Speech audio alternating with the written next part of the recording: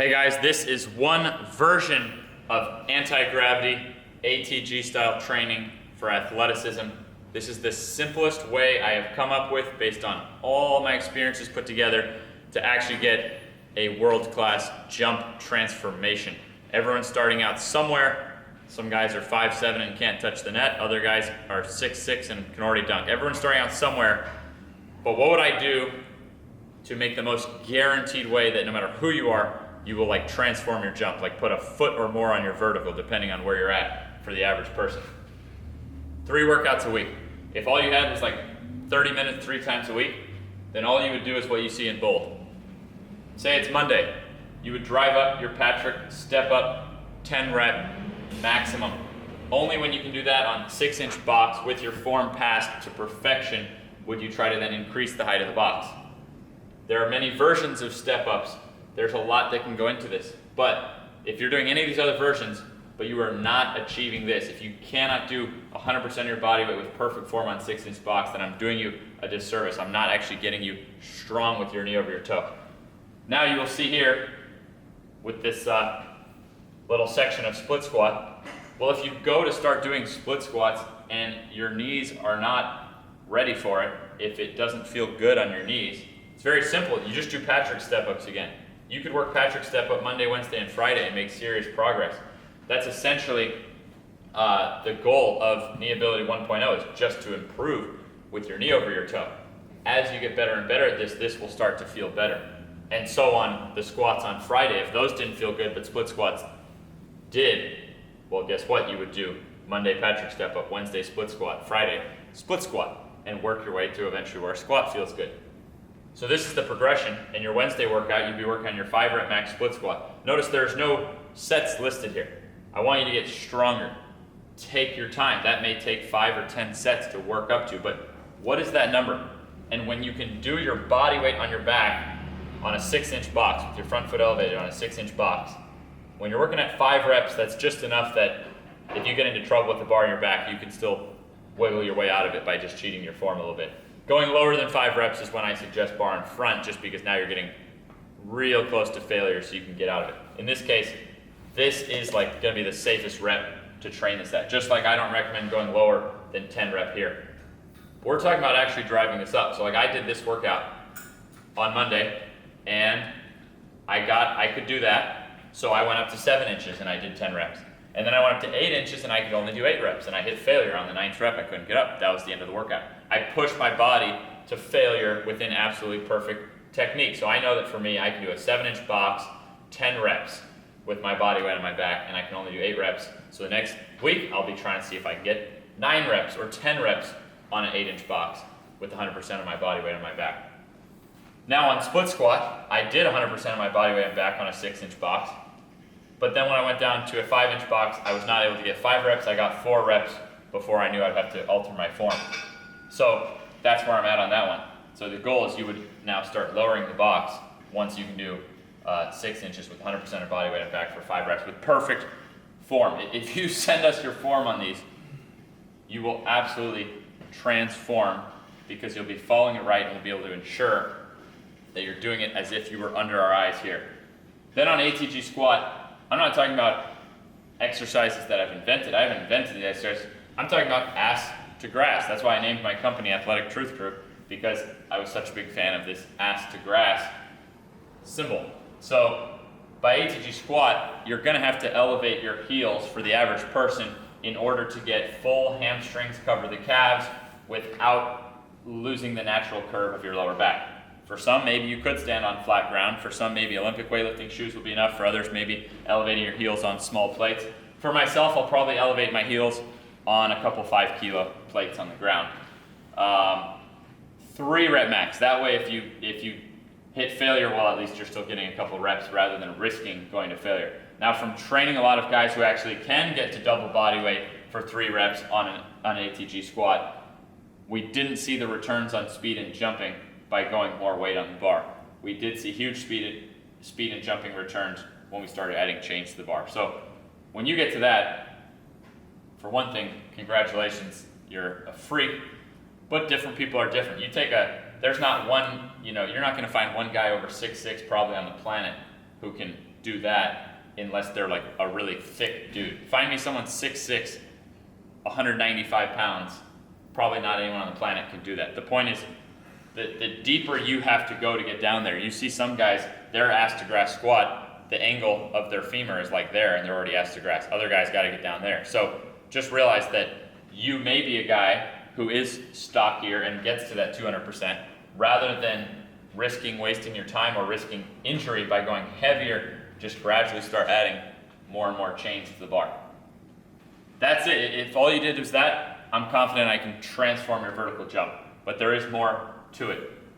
For starters, really mastering 90-90 stretch progression is huge to keep you healthy and to allow you to use your VMOs to the fullest. So 3 sets of 60 seconds aside can be done before each of these workouts. Then sled can be done to warm up for each of these. You don't have to do it. You're starting, I would advise starting body weight, empty bar, gradually warming up. So you don't have to do those, but these can assist. It's like I said in another video, people have been making babies for thousands of years. You don't have to have lube, but it's not gonna hurt. So reverse sled tends to give you the best strengthening result on when you do reverse step up. A sled drive allows you to really focus on that ankle mobility, so it gets the legs warm while working that ankle mobility for the split squat. And then a push-pull where you drive it down and go backwards back seems to get the best warm-up for a great squat workout. Then in terms of accessory, this version we're talking about transforming vertical jump. So Jefferson curl and weighted butterfly, which I believe any athlete should have wrist below toes on Jefferson curl and knees to floor and weighted butterfly. But in this case, we're trying to save all your nervous system for the strengthening and your actual jumping. So you're actually trying to use the minimal weight that you need to hit those depths. You're not training them for strength. You actually may need to use more weights at first to get down there, and that will have a real bulletproofing effect on your body. But then you're just using the minimal weights you need to feel a light workout in the muscles, but hit that full depth. So you're not trying to drive up and up in strength for this particular goal. Just a few sets each. The split squat day, single leg like the Patrick step up, so it's exhausting because you have to do both sides, but it's even more exhausting because you have to go full range and both sides, so that's the least accessory that day. One or the other seated good morning or single leg back extension.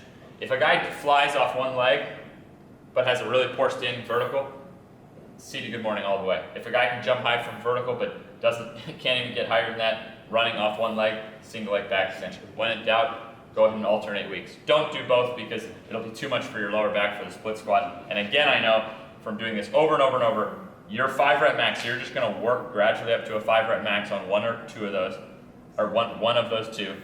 Your 5 rep max can and should equal your split squat. So like if you're getting the body weight on split squat, you should be able to do body weight on a seated good morning, and you should be able to do body weight on a single leg back extension. And you'll see in the video below this, I'm talking about holding dumbbells so you can still get all the way down. It is just the smoothest, and I find it to be the best overall for the back to let it unwind between those extension reps rather than using a barbell, which I like, but when you use the dumbbells, then you can still unwind your back between reps. Now the accessory on the squat workout, this is the harder one. So like for me, this is Monday, Wednesday, Friday, and I'm personally jumping Tuesday, Thursday. Now someone like Connor holding the camera there who does more like one all-out jump session, he may reverse this and do Monday, Wednesday, Friday, because this stuff is not gonna make you sore, but now this stuff is gonna make you more sore. Nordic, you'll notice, is one of the few things on here that I just say like, okay, 5 full sets. 3 to 5 means like if you can do 5 reps, you need to challenge the level more. If you can't do 3, then you need to reduce the level. So I'm forcing you there to get 5 like really hard sets on the Nordic.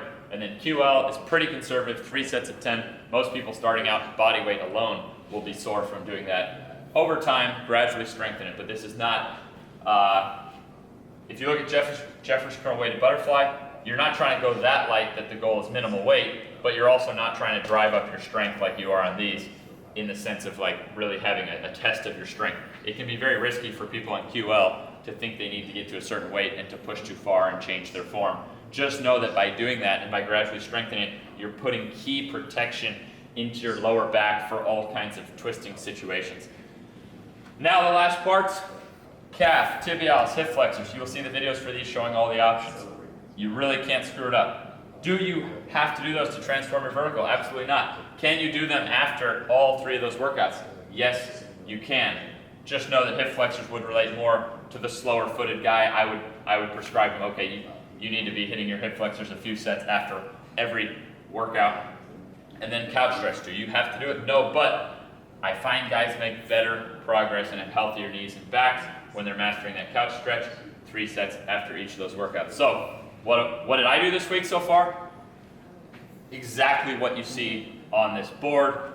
I believe this is the simplest approach that I've ever come up with to actually guarantee transformation instead of risking going too complicated or doing too much. Could someone do Monday, Tuesday, Wednesday, Thursday, Friday set? Maybe you could, but it doesn't mean you're not going to get results from doing it this way. Could you add other things? Maybe. This is the simplest that I believe in. And as a last thing, you'll see that this is only 3 days a week. So depending on who you are, maybe you'll need to add extra upper body. I'm not doing even a single upper body lift right now because I'm just working on these. So this is your basis. As always, you can ask me any questions. This is just one version of anti-gravity. Anti-gravity means we're trying to use ATG principles to be able to fight gravity, to run faster, jump higher, even throw faster. This version is my simple version of jump transformation. Hope you guys enjoyed this. Watch below this video and you will see breakdowns of the form of all of these exercises. We out.